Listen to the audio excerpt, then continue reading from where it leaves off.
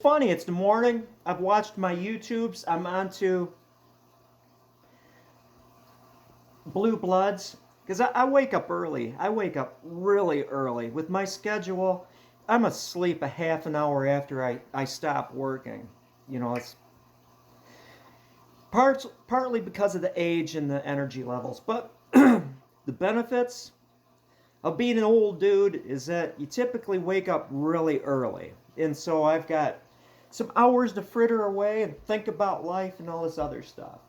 The first thing I have to say is that I'm enjoying the heck out of the bow that Joe gave me.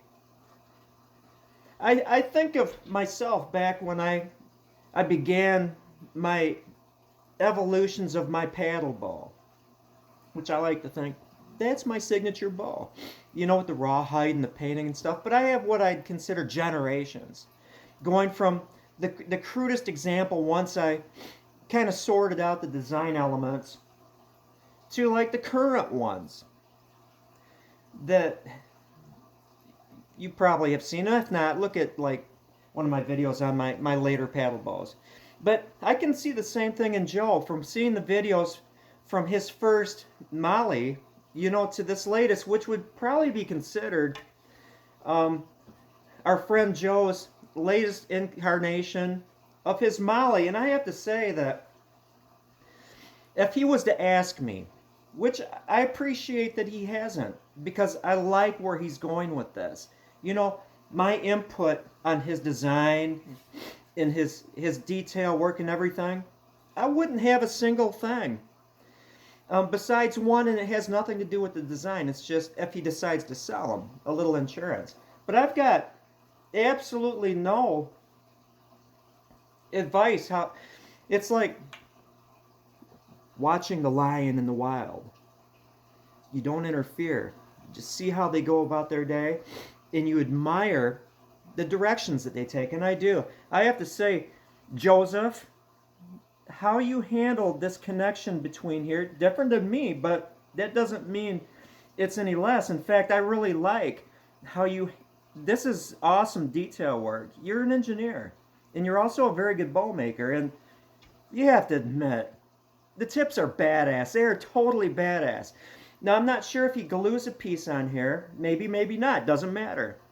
But as bow makers, we realize that when you've got, let's just call it the blade, the limb, the blade, and then you've got like tip details that go above, that means you have to work down, and that adds a little bit of complexity, Joe. That's your secret, my friend. You don't need to divulge any of your secrets here. This is your design, this is your evolution. I like, he's got the eye of an artist. You can see instead of just having a block here, these little details that he's starting to get into. And I'm not a center shot handle kind of guy, but I like this. I am enjoying watching Joe's evolution of his bow.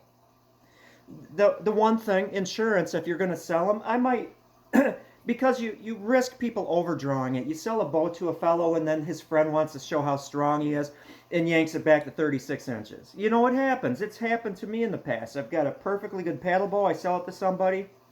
And something happens because somebody did something that wasn't in the best interest of the bow. But I could see, for insurance purposes, just to make it bulletproof, and it would be kind of cool, rawhide on the back. That's why I rawhide my paddle bows. Aside from painting, it's insurance. I want to make sure that bow is going to last, and rawhide is cheap insurance. But that would be my only. If you want to sell your bows, Joe.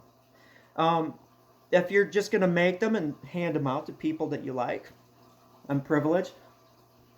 No problems. Keep it wood, because just a wooden bow, a self bow, is a beautiful thing. I can see where his evolution, he's working kind of from the middle into the tips and in and out and back and forth in this direction and the other. That you nailed it. You nailed this end. And because you're a carver, I can see that you got an eye for detail. I'm looking forward to, in the future, what you're going to be doing in these ends. Just saying, something to think about. Again, no advice. You don't need advice. You are following your own path. to success. You've already reached success. I mean, this would be a saleable ball. The only reason why I'm not saying, Joe, you could sell your bows is because we all appreciate, as artisans and craftsmen, the time in opposed to how much you get for it. You're doing it because you want to make and sell bows. You're not doing it to get rich. But yeah, I love this. And I also know what kind of finish you use just by the scent. It's a good finish. It's a good solid finish. Anyway, let's go on to some other things. No, I'm not gonna, because you want. Tips are awesome. I love them. This is an awesome ball, and I can just tell, by the profile of drawing it, the springiness, it's going to be a good shooting bow, and fast for its weight. But I usually go onto the YouTubes, and you see all this stuff. Mike Against Everything, and he's a big one on like Clown World and TikTok, and it's like, oh my gosh, I weep for our species. But I made it through like a minute of that, and then it was just, I can't deal with it. These three well-off, pampered, young, I might misgender them, apologize if I do, women, but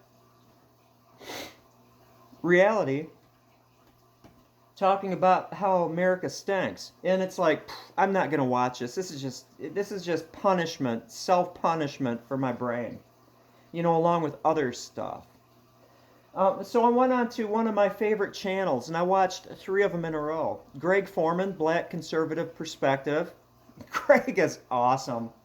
He is. I like to watch the Hodge twins just for fun, because they are just comedians. Former Marines. Well, I apologize to Marines. You're never a former Marine. Once a Marine, always a Marine. But Greg had 3 that were based on Vivek Ramaswamy. He's a presidential candidate, and if you take Donald Trump, Ron DeSantis, Vivek Ramaswamy, Vivek's IQ is off the chart. He is definitely the smartest of the 3, easily by far. That doesn't always translate into the best person for the job, but it doesn't exclude him as probably the best vice president candidate for whoever is going to be the presidential candidate, setting himself up, learning the ins and outs of government. But Vivek is a superstar as far as this. The first one I saw, he was being interviewed by a woman on The Breakfast Club, Charlemagne the Great, and I apologize, I don't know her name. But oh my gosh, she couldn't go toe-to-toe with him, so she de-evolved to the point with, basically, I'm paraphrasing a great deal of her argument, is he isn't qualified for president because he wasn't an 8th grade student body president. It was just ridiculous, stupid, and embarrassing.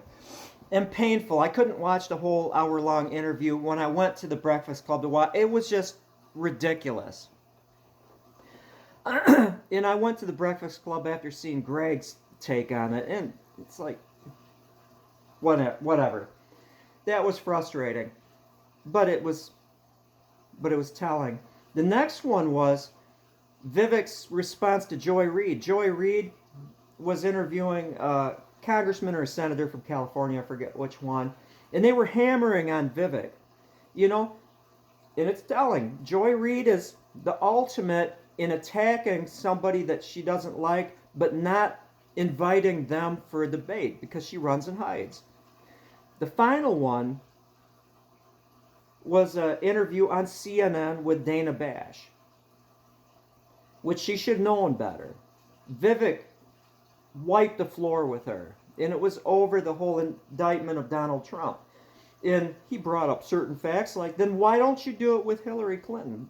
With her, remember that? And she even scrubbed her computers, which was even worse. And the documents that our current president has squirreled away, even hidden at a certain university, and the literally millions of documents that Obama has squirreled away, and he pointed out the fact that it's political. It's Banana Republic stuff. You don't try to throw your opponent in prison because you're scared to face them. Let the voters decide. I don't need to get into that. Anyway, I'm going to enjoy this. I'm going to put together some arrows. Now I'm going to have fun when I get a chance. Who knows what the traffic's going to be like this year? But I'm going to have this out, Joel. So the visitors that come by today can see it, because this is awesome. You know, my advice to you, young man, is one thing. Is that at this point in your bow career, every bow you make, it's the greatest bow ever built. You deserve to have confidence in your art. You do. You know, you're a humble guy. I appreciate that. You know, when you were making this, you had the videos. You were worried about me getting one of your bows and not appreciating it. Let me tell you, this is my psychology. Is that I respect bow makers, especially bow makers that are designing their signature bow. Joe's Molly's, you know, keeping on. You know, and especially when you get to the point where you've developed something like this, you know, I give you props. But yeah, there's a time to be humble, which is always, but there's a time to recognize your own achievements, and you have achieved something. But yeah, Black Conservative Perspective, Greg Foreman. If you haven't subscribed to his channel, do so now. After this video, you go to Greg's channel and you watch, especially the latest ones with Vivek. It's make you feel good. That's about all. That's it. I'm going to do stuff now. Have a good one.